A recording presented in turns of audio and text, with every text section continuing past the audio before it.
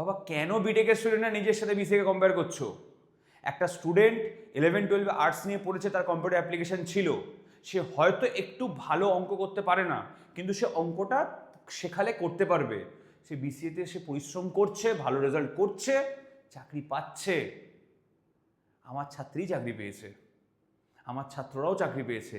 Maximum student যারা arts আর commerce ব্যাকগ্রাউন্ডের হয় তারাই বিসিএ করে। কেন সায়েন্স ব্যাকগ্রাউন্ডের স্টুডেন্টরা নিজেদেরকে বিটেকের দিকে না নিয়ে গিয়ে, মেডিকেলের দিকে না নিয়ে গিয়ে বিসিএ করবে? আমি বিটেকের সাথে বিসিএর কম্প্যারিজন কখনো করি না। আমি এটা বলেছি যে এরকম অনেক বিটেক স্টুডেন্ট আছে যারা বিটেক করার পরেও চাকরি পায় না, কিন্তু বিসিএ স্টুডেন্টরা বিসিএ করে ভালো পড়াশোনা করে চাকরি পেয়ে যায়। তার মানে এটা নয় বিটেক করবো না, বিসিএ করে চাকরি পাবো।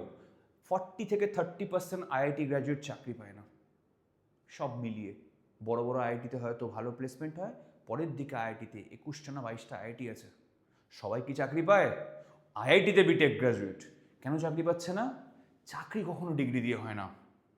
কোম্পানির কাছে তুমি ইম্পর্টেন্ট ফ্যাক্টর, তুমি যদি তোমার কাছে স্কিল থাকে। তাই